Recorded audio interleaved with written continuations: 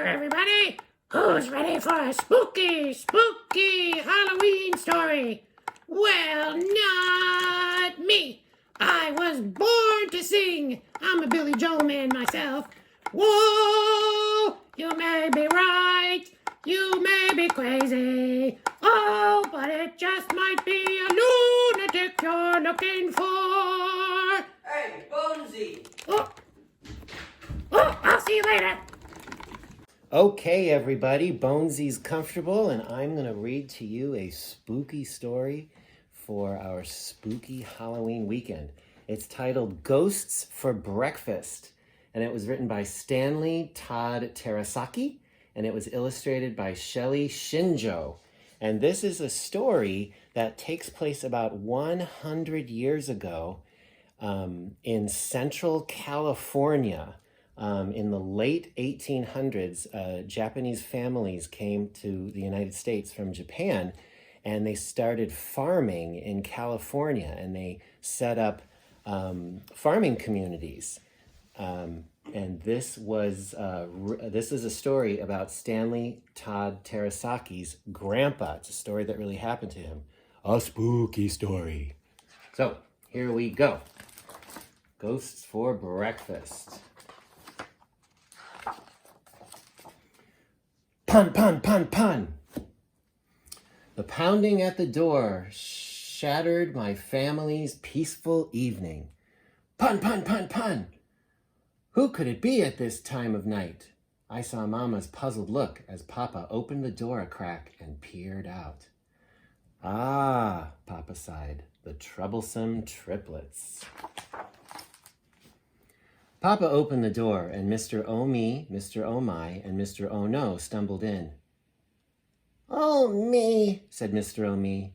Oh my, said Mr. Oh My. Oh no, said Mr. Oh No, as the three of them huddled together, trembling. Everyone called them the troublesome triplets because you never saw one without the other two, and you always saw them with some kind of complaint or worry. But I had never before seen them in quite a state. What is it? Mama asked. You look like you've seen ghosts, Mr. Oh My blurted out. We saw ghosts in Farmer Tanaka's field. Ghosts? I said. Real ghosts? Yes, ghosts, said Mr. Oh No. This afternoon we were fishing in the river. We must have lost track of the time because before we knew it, the sun was setting. We hurried home as the sky grew darker. We took a shortcut through Farmer Tanaka's field, said Mr. Oh My, and then we saw them. Ghosts, said Mr. Oh Me, in Farmer Tanaka's field, dozens of ghosts dancing in the moonlight. And these ghosts, Papa said, what did they look like? Oh, they were long and thin, Mr. Oh No answered. And white, very white. White, Papa echoed. White and dancing in the moonlight? Papa pulled his shirt over his head and tucked his arms inside. Did they look like this? Papa asked. Then, flapping his sleeves and howling, Papa began to dance around the room. Ooh, ooh, ooh, he sang. Why was Papa acting so funny? After all, there were ghosts in Farmer Tanaka's field. Well, Papa said as he poked out his head, did I make a good ghost? You can make fun of us all you like, Mr. Oh My said, but we're telling the truth.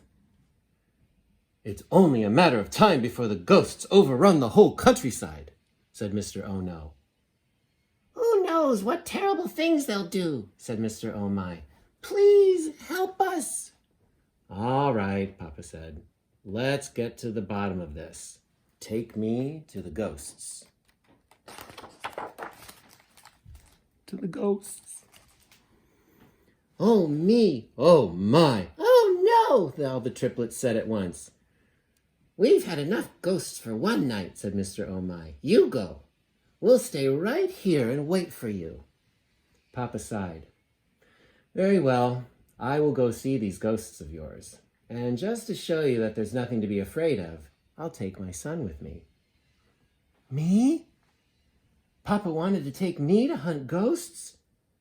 I didn't think that was a good idea, but before I knew it, we had pulled on our coats and stepped out into the night. We walked in silence along the country road. All I could hear was the shuffle, shuffle, shuffle of our feet and the chirping of the crickets. Suddenly, the night air grew heavy and misty around us. What's that?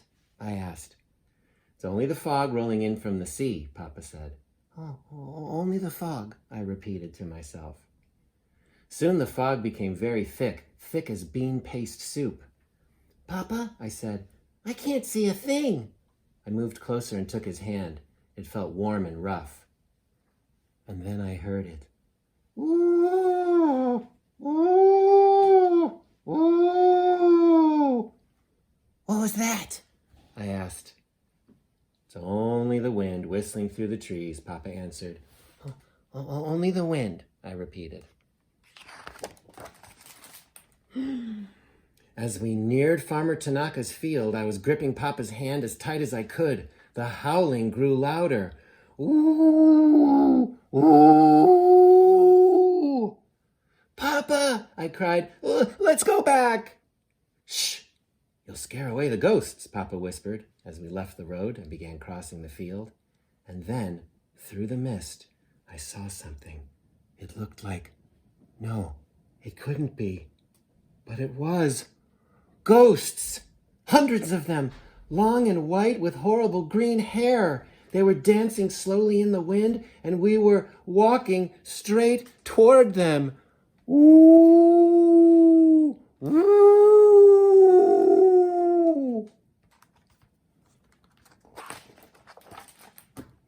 I shut my eyes tight. Papa, please, I begged, trying to pull away my hand, but he gripped tighter, and we kept on walking. Papa, can't you see them? I asked, peeking a look. Who knew what terrible things these ghosts would do? Papa, please, let's go back, I pleaded, dragging my feet. I yanked my hand, and all at once I was free. I turned and raced toward the road. I could hear my heart pounding in my chest. Suddenly, I heard a scream. It was a loud, chilling scream. I stopped in my tracks. Papa was screaming.